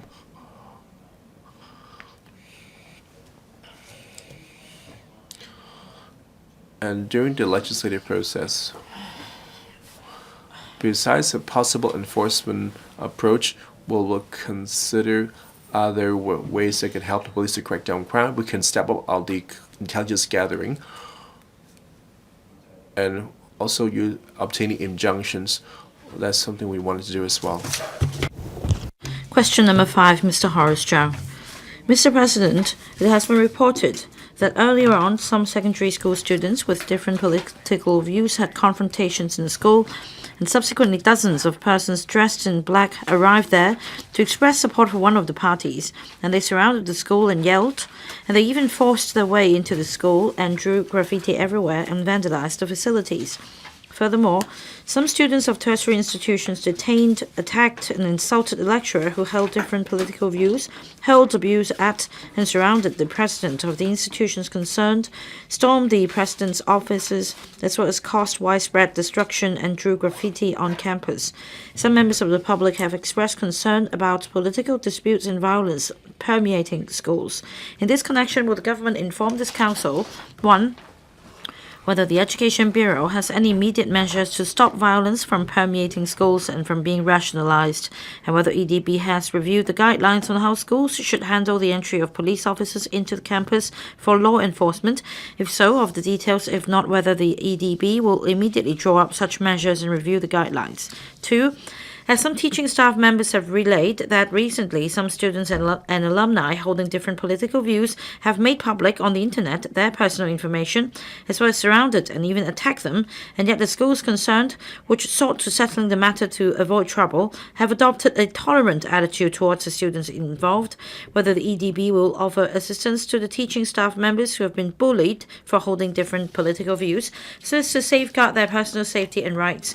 And 3, as it has been reported that some secondary school teachers instigated students to boycott classes, sing songs that carry ideas of advocating the independence of Hong Kong, participate in activities to form human chains, and even take to the street to demonstrate, whether EDB will initiate an investigation to see if such teachers have violated the professional codes of conduct and solemnly hold them responsible. Secretary for Education. Mr. President, disputes in society in recent months have brought pressure on the academia. Confrontations have even happened in some post-secondary institutions and schools. The EDB does not accept any verbal or physical violence and calls upon everybody in society to oppose all violent acts that disrupt the normal operations of schools, as well as teaching and research activities, so that our schools, including post-secondary institutions, can provide a safe and harmonious teaching and learning environment that puts students at ease when learning, whilst all educators must uphold professional ethics. Hong Kong is a diversified society, and it's normal for people to hold different views on issues. However, anyone expressing their views must do so in a rational, peaceful, and lawful manner with mutual respect for others' rights. Freedom of speech or academic freedom must not be used as an excuse or disguise for advocating improper speech or behavior. The community holds very high expectations for post-secondary students in particular. Post-secondary institutions are independent and autonomous organizations. They're responsible for handling matters on campus, including protests and confrontations. According to institutions, since commencement of the year in September, classes and on-campus activities have proceeded largely normally, and teaching and research activities as well as the overall operations have not been affected too significantly. There were confrontations among some students, possibly because of different backgrounds and political stances. A number of students even organized rallies, publicized protests, and even engaged in graffiti and vandalism on campus. The chairman of councils of the 8 publicly funded universities issued a joint statement on the 20th of October, pointing out that universities should cherish a diversity of views and promote rational discussion rather than being drawn into supporting any particular position. The statement also opposed any form of violence and criminal acts, including defacing and damaging university property, and stressed that university staff and students were responsible for their own actions, and the university had standing mechanisms and procedures to deal with those who violated the laws or university regulations. EDB considers the institution should uphold the principles in the statement, handle the views of various stakeholders appropriately, and handle the conduct issues in accordance with the standing mechanism. For secondary schools, there are also students who wish to express their views, some of whom demanded boycotting classes, and some participated in forming human chains near schools. Schools have generally been able to handle the situation properly and help students concerned to improve their behavior and build positive values according to the established school-based discipline and counseling mechanism. Our reply to Mr. Horace Cheung's question is as follows. 1. EDB has issued guidelines to all kindergartens, primary, secondary, and special schools in late August, providing some basic principles and reference materials for them to formulate their school-based arrangements and specific measures, taking into account the actual circumstances to meet various challenges arising from social events. Among others, the guidelines reminded schools again that they should draw up contingency plans in advance, conduct periodic review, and update the plans from time to time to meet possible situations. Besides, the school administration guide issued by EDB specified that in the event of school crises, including violent incidents, schools should put the safety of all students and staff at top priority and take appropriate actions. When the situation warrants immediate support, schools should dial 999 promptly for assistance. Besides, police school liaison officers have all along maintained close liaison with schools and have provided them with the necessary assistance. The post-secondary institutions are generally responsible for their security matters. They have their own internal mechanism, rules, and procedures to deal with ad hoc incidents that occur on campus, including seeking assistance from LEAs depending on the actual needs. In general, it's only upon request from institutions concerned for assistance in handling incidents relating to public safety and public order, and after liaising with the institutions concerned will the police enter the campus to render assistance. Section 50(3) of the Police Force Ordinance also provides that if any police officer has reason to believe that any person to be arrested has entered into or is in any place, the person residing in or in charge of such place should allow that police officer free ingress thereto and afford all reasonable facilities for the police officers search therein. Regarding a recent incident of the VTC being vandalized, I understand the relevant situation has reported the case to the police. EDB has all along maintained contact with the institutions over various issues to understand the on-campus situation.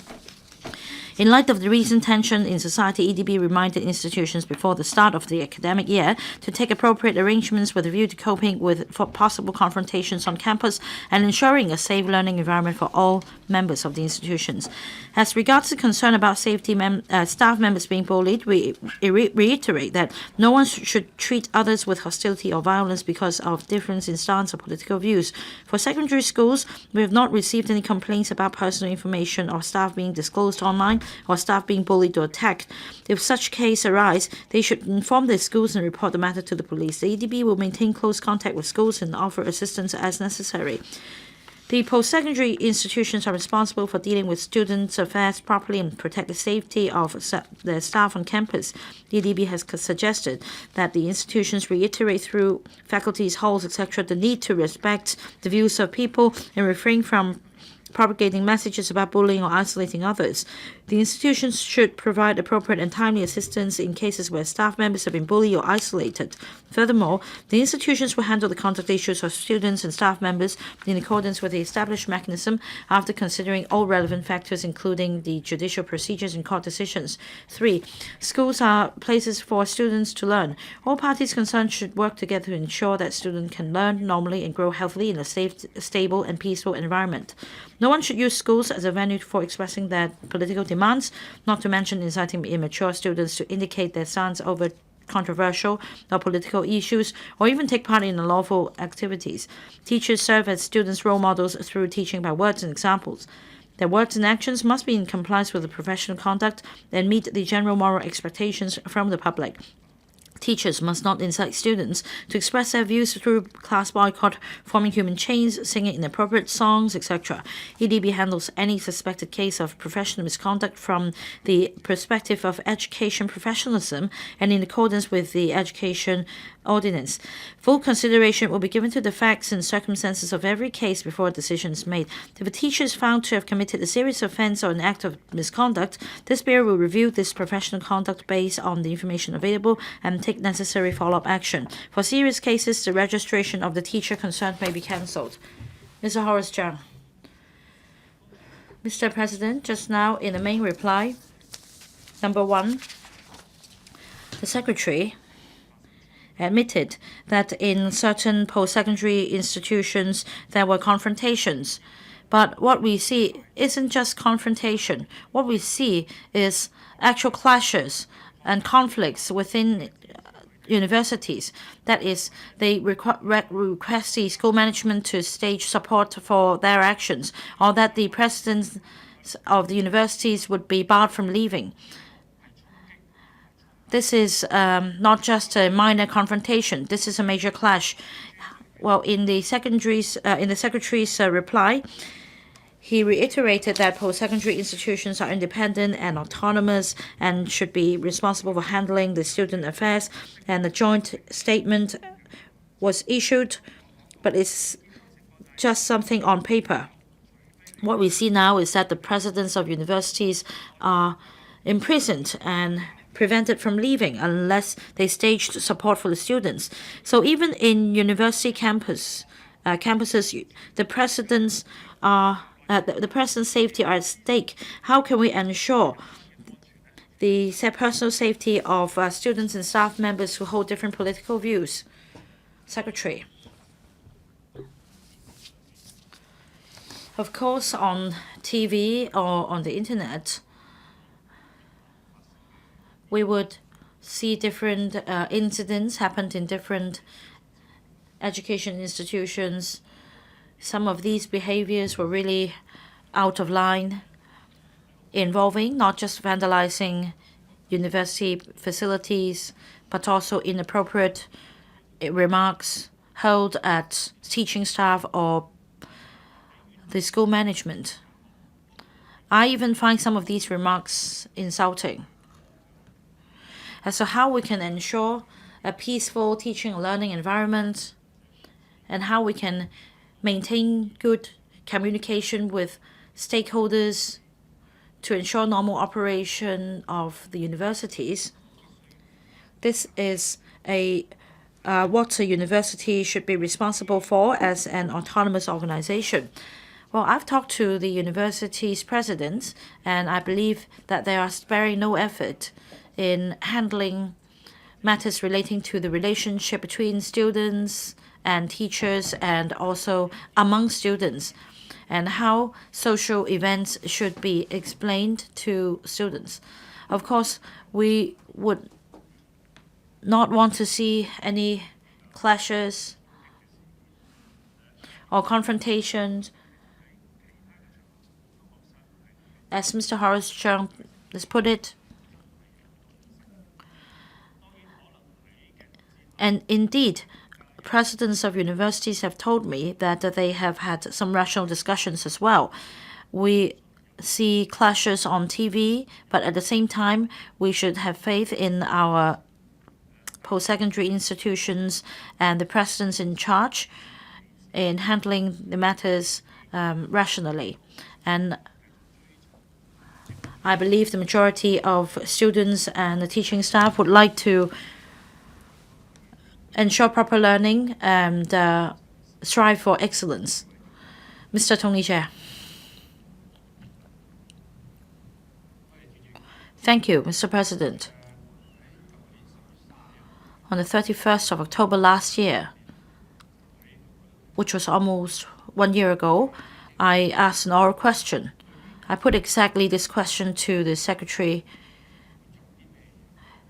about what he would do in the face of the escalating violence in schools. I have this impression from the Secretary's reply that he is just sitting on his hands and doing nothing. Now, isn't it a problem? For example, for events and incidents in schools, perhaps guidelines should be issued, instruction should be given, and you are the responsible official. So regarding these violent incidents happened in the past, has the Education Bureau issued any directive or issued any guidelines to rectify the problems so that universities remain a place for learning? In terms of our relationship with the post-secondary institutions and the tertiary education sector, we must respect that these institutions are independent and autonomous, and they also enjoy academic autonomy.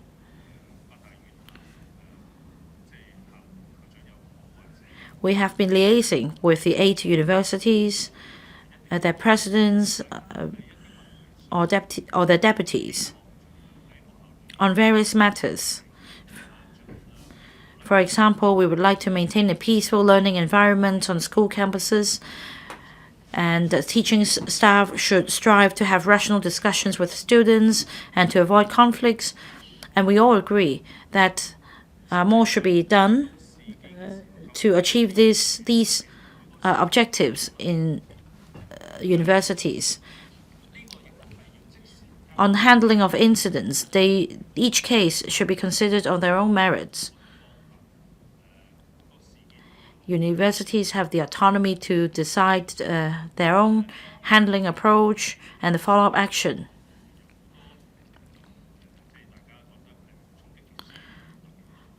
Of course, in recent months, we have seen more and more clashes in universities, but this is only what is generally happening in our society. When there are more and more social incidents of this sort happening, it is only reasonable and inevitable that we at the same time see more and more such incidents in schools. So I think we need to be more outspoken against these incidents, not only in schools, but in society as a whole, so that we can bring this message to school campuses. Next, Mr. Ronald Chan. Thank you, Mr. President. The Education Bureau should be concerned about students' conduct on campus and outside campus, whether they will be breaching the law. As of the end of October, 3,300 persons have been arrested, with a high proportion of young persons below the age of 16. Is disheartening.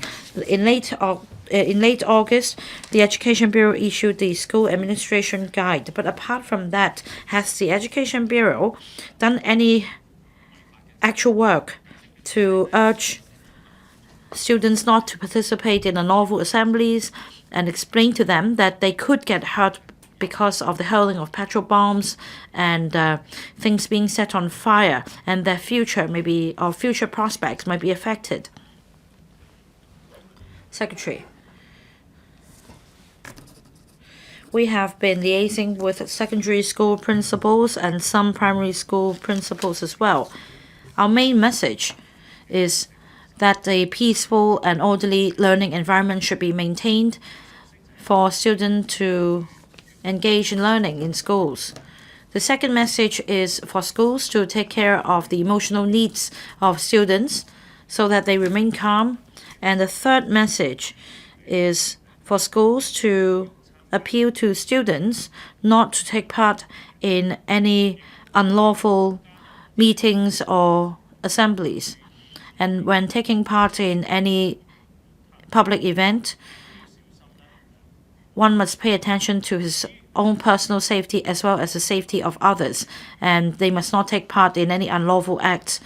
On the 5th of October, when the prohibition on face covering regulation took effect, we immediately issued a letter to each school urging them to inform parents about the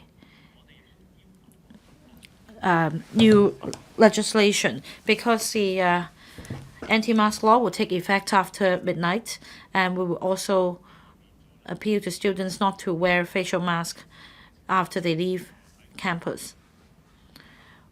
This is what we've been doing in schools in light of the actual situation. Mr. Ban Chan. Thank you, Mr. President. About events happening in schools and universities in recent months, it is a concern for parents. Parents have expectation that their students, their children being sent to schools and universities would be protected. I believe this also applies to universities. In the Secretary's reply, he mentioned a number of times that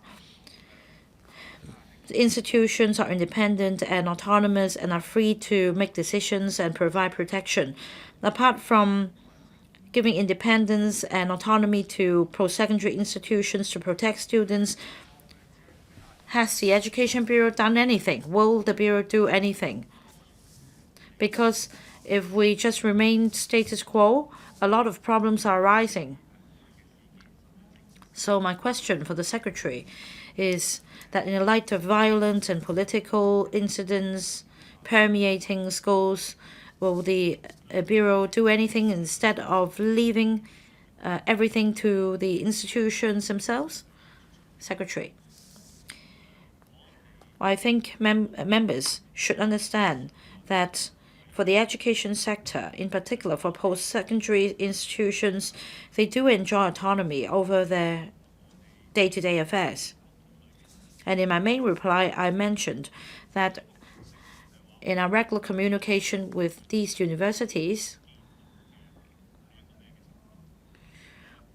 we do send out the message what we would like to see. Let's say in August and early September, we met with the university's management and the presidents. We urge them to pay attention to the emotions of students and also in student dormitories where there is a mix of students' backgrounds, including foreign students, whether there would be a major conflict on the political views, and we also talk to them about the following. That is how demands for class boycotts should be handled, and also how posters put up on campuses expressing their demands should be dealt with.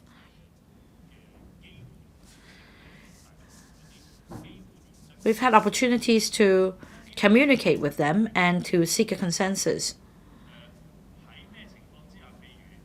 And as I just said, in terms of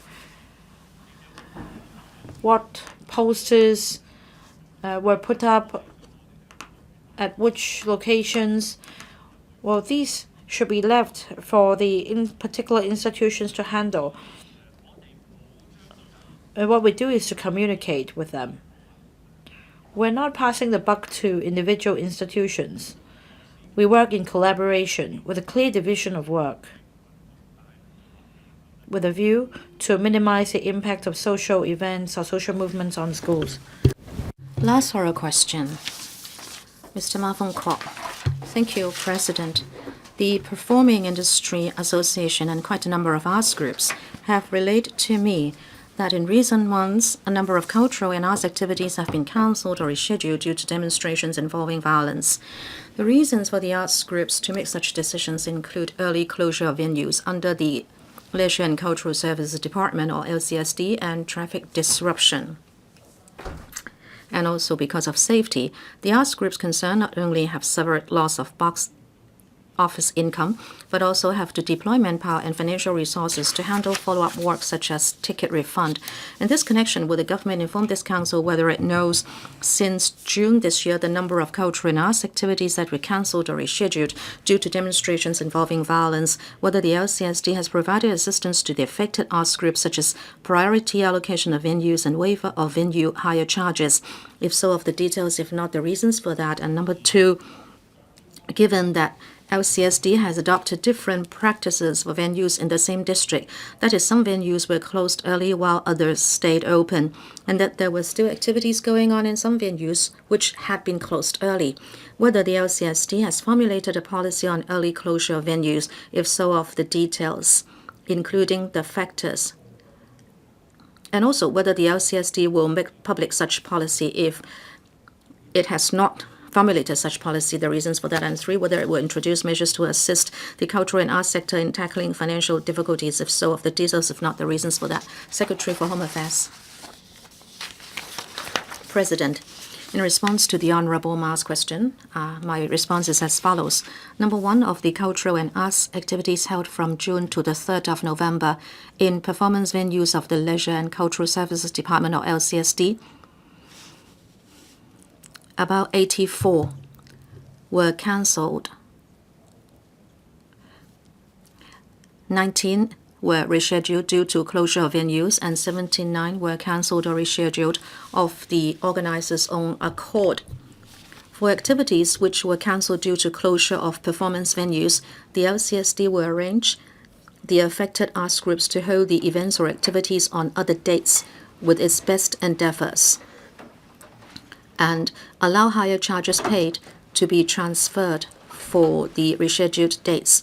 If rescheduling is impossible because of the schedule of the affected arts groups or unavailability of venues, the LCSD will arrange for refund of higher charges and related fees paid. The LCSD will announce the rescheduling or cancellation of events and refund arrangements on the webpage of the respective venues to help organizers to disseminate relevant information to the public. Number 2, the LCSD will, as far as possible, adhere to the principle of maintaining normal service for venue users and the safety of users and staff when considering whether a venue should be closed. Factors to be considered include public safety assessment by the police, public transportation on the event date, and the actual environment of the venue concerned. The LCSD will also make reference to the arrangement of government departments and other organizations in the vicinity, as well as the relevant arrangement of the organizer in relation to the event concerned or the rental period, such as whether open activities or non-open rehearsals, installation or dismantling of the stage are arranged during the rental period, the number of type of participants and whether the activities can be postponed or rerun and so on. Individual venues have relevant contingency guidelines and plans. Venue staff will liaise closely with the organizers to make timely decisions and inform the public as soon as possible through press release and information on web page. Number 3, the current term government attaches great importance to culture and arts. In the past 2 years, the government has increased the subvention for the Hong Kong Arts Development Council and its 9 major performing arts groups, the Hong Kong Arts Festival Society and LCSD's venue partners by a total of $125 million. In response to the increasingly challenging economic environment, the Financial Secretary has earlier announced a new round of relief measures. One of the measures is to provide hires of civic center facilities managed by the LCSD with a 50% reduction of hire charges for a period of 6 months, from the 1st of October 2019 to the 31st of March 2020, so as to give support to artists and cultural organizations for them to continue to hold cultural and arts activities. The concession applies to performance venues, rehearsal rooms, lecture theaters, and exhibition halls totaling 146 facilities. Hirers paying normal rates and concessionary rates, for example, non-profit making organizations, are both eligible for the concession. Beneficiaries include artists and cultural organizations of various sizes. Furthermore, as the current situation exerts pressure on the operation of arts groups, the government will also introduce one-off relaxation to the matching parameters of this year's Art Development Matching Grants Scheme, including the increase of matching ratio and matching grant ceiling for eligible arts groups. It is hoped that such relaxation will help to alleviate the pressure of arts groups in seeking donations or sponsorships and minimize the losses as a result of reduced donations and sponsorships and box office income. Arts groups of various sizes will benefit from this measure. Mr. Ma Fung-kwok. President, from the reply in Part 1, the Secretary points out that 19 activities were rescheduled due to closure of venues. But 70 activities were cancelled or rescheduled of the organizers' own accord. Well, if the venues are closed, you say you would rearrange the activities for other dates and you would allow the rental to be used for the new dates. But what about those that are cancelled or rescheduled of the organizers' own accord? You did not tell us what would happen to those. And then in Part 3 of the reply, you said that from the 1st of October this year to the 31st of March 2020, there will be a reduction of higher charges. You also said that the matching grant scheme is going to help the arts groups. But then, actually, with regard to the matching grants scheme, you only talk about eligible arts groups, which will become eligible. Now, I'd like to ask you about the activities that were rescheduled or cancelled of the organizers' own accord from June to September. How can you help these groups? And about the matching grant, can that help arts groups of this type? Would you like to face them directly and seek to understand their situation and propose practical and feasible means to help them? Secretary. President, in the 6 months starting from the 1st of October this year, if activities are rescheduled or cancelled, we will give them some compensation by way of a 50% reduction of the higher charges. Mr. Ma's second question has to do with the period from June to October. Since we do not have any new measures, and therefore perhaps they may not be helped. But then in the main reply, I mentioned that in future, because of the current situation, and also in view of the actual development of arts groups, we are going to have a higher grant, so as to ensure that while arts groups can get sponsorships and donations, there would be a bigger match from the administration or government. And the smaller the group, the higher the matching grant ratio, so we can help them to survive and develop. Honorable Martin Liao, in the recent months, it is suspected that some overseas performing groups said that their safety could not be protected or ensured, and also because of uncertainty in Hong Kong situation and also because of insurance arrangements, they cancelled performance in Hong Kong. Now, since Hong Kong may still be in a state of flux for a long time, I'd like to know about the LCSD's attempt to try to secure performance from overseas groups in the coming year. Will you provide any assurance or insurance in the process of seeking such performance from overseas groups? President, the member asked a most valid question. Whether it is Hong Kong groups going overseas or our invitation of overseas groups to come to Hong Kong, of course, we welcome these overseas groups. Therefore, in the invitation process, we will let these overseas groups know the Hong Kong situation as it is. And also when they do come here, we will give them all the assistance we can. Just today, at the History Museum, there is a large-scale Afghanistan art collection exhibition, and it is starting today for 3 months to go. In the entire process, we'll be assisting the exhibition as well as the relevant performances. Therefore, we will give them all the assistance we can. As for the new measures, and that is the one that is going to run from the 1st of October to the 31st of March. And I mean the 50% reduction in hire charges. This will apply to local and overseas groups alike. Mr. Yu Si-wing. Sorry, which part of your supplementary has not been answered? Actually, the last part of my supplementary was about the giving of assurance or insurance in the process of invitation. President, any supplement? Well, actually, we always discuss insurance arrangements with arts groups. That is a standing order. Mr. Yu Si-wing, the LCSD organizes different arts and cultural activities. Actually, a lot of mainland and overseas visitors are interested in watching or taking part in such activities.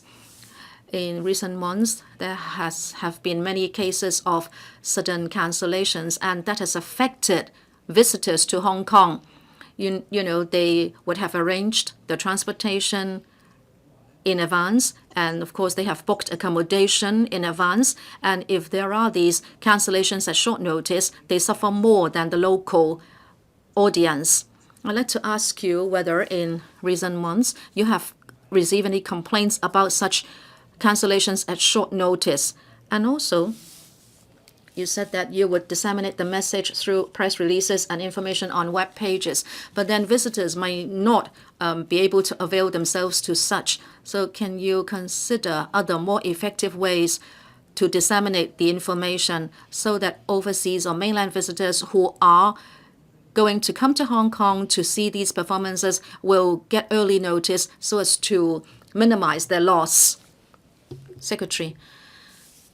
Well, you can see that at the venues of LCSD, if it is known that the venue is to be closed, then at the earliest instance, we will disseminate the message through the media.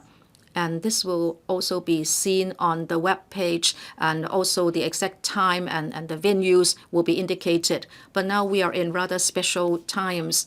I believe if arts groups themselves have their own liaison network, I'm sure they will also disseminate the latest situation, and they will update the information on their webpage.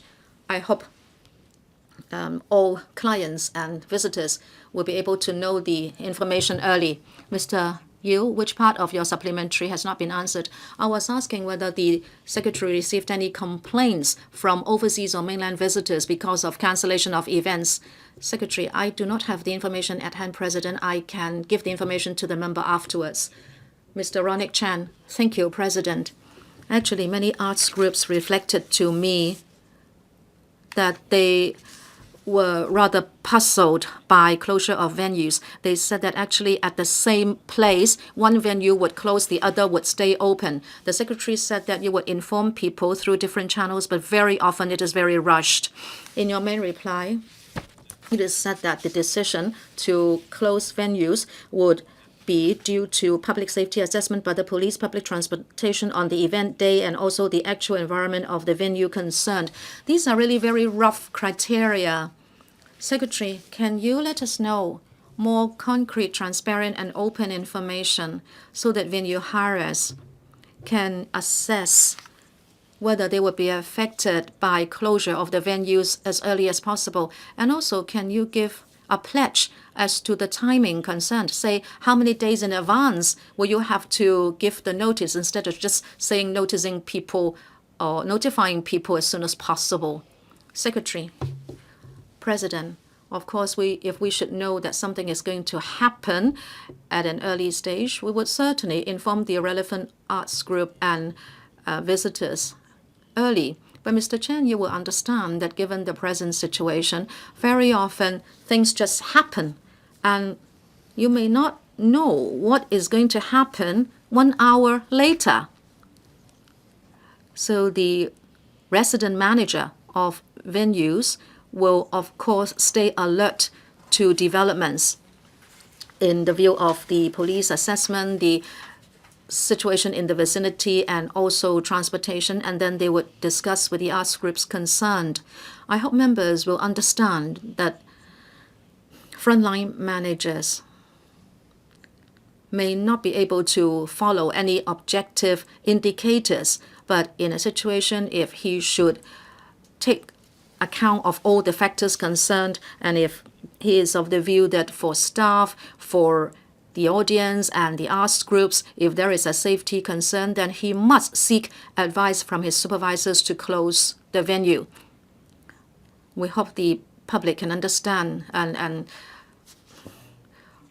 because they will be inconvenienced. Dr. Loy Kwok, President, with many years of effort, arts and culture have enjoyed a higher standing amongst the districts.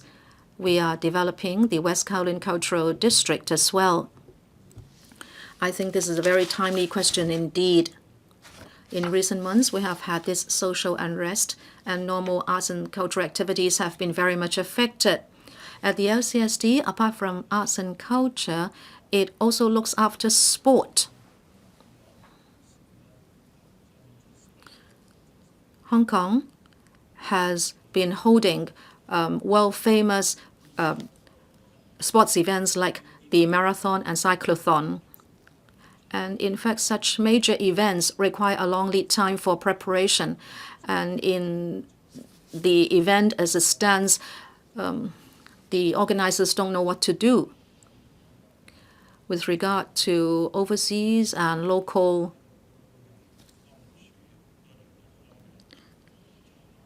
major event organizers who have been liaising with the LCSD, I'd like to know what kind of suggestions or advice you can give them so that Hong Kong will not lose its status as a major event organizer. I think you have deviated a little from the main question. Secretary, would you like to say anything? President, I'm very happy to give an answer. Since many residents are concerned that major arts and cultural and even sports events are cancelled, but in fact, some others will continue to be organized. Just last weekend, we have the World Rowing Tournament. 500 athletes all came to Hong Kong. No one was absent, and they were all very happy. And also, we also have a world-class badminton tournament coming up. So whether it is arts, culture, or sport, we hope to bring people to Hong Kong as much as possible so the Hong Kong public can still enjoy the holding of such events. Mr. Shiu Ka-chun. Thank you, President. Just now, the Secretary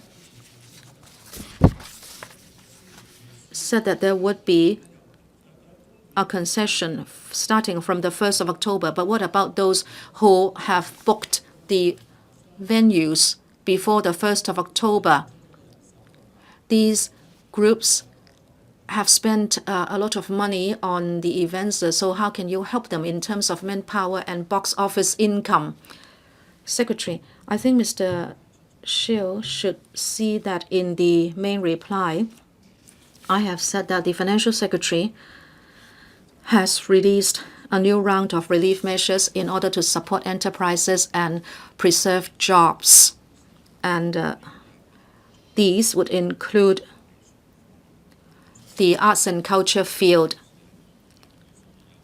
This round of relief measures will start from the 1st of October.